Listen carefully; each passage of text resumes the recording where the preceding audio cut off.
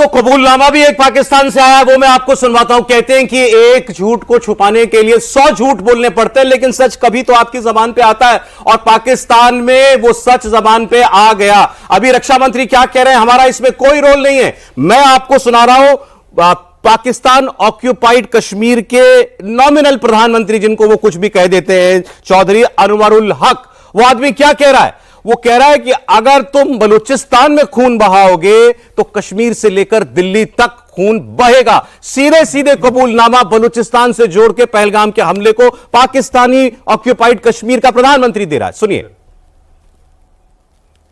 इसके हवाले से भी दो टोक अंदाज में कहना चाहता हूं, चाहे इसकी कीमत खून से देनी पड़े। तुम बलूचिस्तान में पाकिस्तानियों के खून से होली खेलोगे, इसकी कीमत तुम्हें दिल्ली से लेकर मकबूजा कश्मीर के अंदर तक अदा करनी पड़ेगी। एब्सोल्युटली करेक्ट, बिल्कुल। और जो हिस्सा इसमें कश्मीरी मुजाहिदीन का है, इंशाअल्लाह ताला वो पहले भी अदा करते रहे, और आप पूरी कुव्वत और पूरी जुर्रत से अदा करेंगे। तुमसे जो होता है कर लो। मैं फिर बता दूं आपको, यह बयान पाकिस्तान ऑक्यूपाइड कश्मीर के प्राइम मिनिस्टर चौधरी अनवरुल हक का। इससे साफ और क्या कबूलनामा चाहिए? पहली बात तो देखिए सौरभ जी, इतना बड़ा फ्रॉड है ये दुनिया में। पाकिस्तान में ये जो सो कॉल्ड प्रधानमंत्री पीओजेके के जो है, ये 1975 में ये पोजीशन क्रिएट की गई, और आज तक एक भी कश्मीरी प्रधानमंत्री नहीं बना। सारे के सारे पंजाबी बने। अच्छा। ये खुद पंजाबी है और ये पीओजेके का प्रधानमंत्री है। 1975 से लेकर आज तक एक कश्मीरी प्रधानमंत्री पीओके का नहीं बना पाए, और ये कश्मीरियों के हक की जंग लड़ रहे हैं, लड़ाई लड़ रहे हैं। They will fight to the last Kashmiri. जब तक एक एक कश्मीरी मर नहीं जाता तब तक ये कश्मीर की जंग लड़ेंगे। खुद इन्हें कोई जंग नहीं लड़ दी। नहीं, ये साफ कह रहा है, लेकिन बलूचिस्तान का रेफरेंस देना और खुलकर कहना है कि हमारे मुजाहिदीन आप कश्मीर में लड़ेंगे, जो करना करो। बिल्कुल। देखिए ये पाकिस्तान में, देखिए पाकिस्तान ने हमेशा ओन किया है। उनके जो जनरल्स रहे हैं, भाई मुशर्रफ ने टीवी इंटरव्यू में बैठ के कहा कि लश्कर तैयबा वाले हमारे हीरो हैं, जैश ए मोहम्मद वाले हमारे हीरो हैं, उसामा बिन लादेन हमारा हीरो है। उन्होंने वजाहत खान को इंटरव्यू देते हुए टीवी चैनल पे कबूल किया। पुलवामा के बाद वहां पे जो तत्कालीन जो मंत्री थे, उन्होंने फवाद चौधरी, उन्होंने पार्लियामेंट में खड़े होकर के ओन किया कि जी हमने पुलवामा में घुस करके मारा है। उन्होंने पुलवामा को ओन किया। संसद की कार्रवाई में वो चीज आज तक ऑन रिकॉर्ड रखी हुई है। उसको वहां के स्पीकर ने भी ऑफ रिकॉर्ड नहीं किया। तो ये पाकिस्तान के साथ एक, पाकिस्तान का देखिए जो पंजाबियों का वहां पे जो पाकिस्तानी पंजाबी हैं, वो बड़कबाज है। वो बिना कबूल किए, बिना बोंगियां मारे वो रह नहीं सकते। वो हर एक चीज को, हर एक आतंकवादी संगठन को ओन करते हैं, हर एक आतंकवादी को ओन करते हैं। हमारे साथ क्या है? क्या हम अपनी कार्रवाइयों को ओन करते हैं? हमको यह देखना है क्या हम अपने लोगों को ओन करते हैं? पाकिस्तान में अब बलूचिस्तान की जो समस्या है, भाई बलूचिस्तान की समस्या आज की नहीं है। हमने आपने इसके ऊपर कार्यक्रम किए हुए हैं। भाई 1947-48 से वो समस्या चल रही है।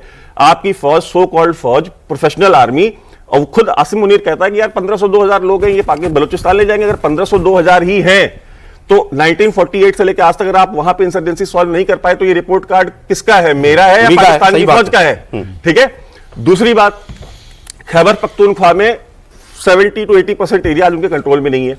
नॉर्थ वजीरिस्तान, साउथ वजीरिस्तान, बाजौड़ में, डेरा इस्माइल खान तक, पंजाब के बॉर्डर तक, वहां का चीफ मिनिस्टर कहता है कि मैं अपनी फसल नहीं काट सकता जब तक मैं टीटीपी को भत्ता न दे दूं। ये हालात हैं उनके। अभी उनका रक्षा मंत्री कहता है हमारा कोई हाथ नहीं है, और पाकिस्तान पीओके का जो प्राइम मिनिस्टर है वो कहता है मुजाहिद भी करेगा, कश्मीर में लड़ेगा, और हम बलूचिस्तान का बदला लेंगे। सौरभ, ये बहुत मतलब एक विडंबना पाकिस्तान के अंदर, कि पाकिस्तानी जो है सब जानता है, पूरा वक्त 1947 से लेकर के आज तक जो भी भारत में आतंक की घटना हुई है उसमें पाकिस्तान का हाथ रहा है।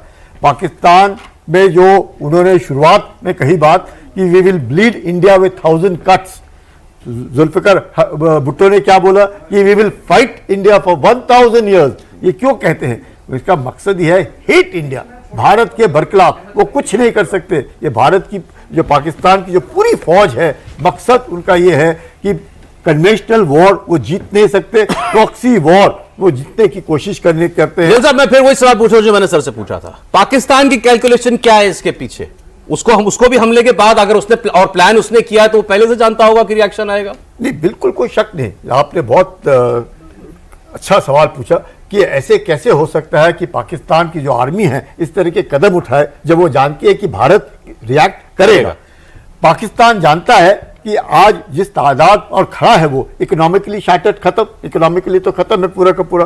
पाकिस्तान की जो फौज है, सीज फायर पाकिस्तान क्यों करता है हिंदुस्तान के साथ? क्योंकि वो फौज यहां से उठा करके बलूचिस्तान में ले जाए, खैबर पख्तूनख्वा में ले जाए, सिंध प्रोविंस में रखे, जिसकी पाकिस्तान को इकट्ठा रखे। सीज फायर जैसे ही उठ गया तो आप समझ लीजिए इनका पूरा मोबिलाइजेशन आएगा वहां पे बलूचिस्तान।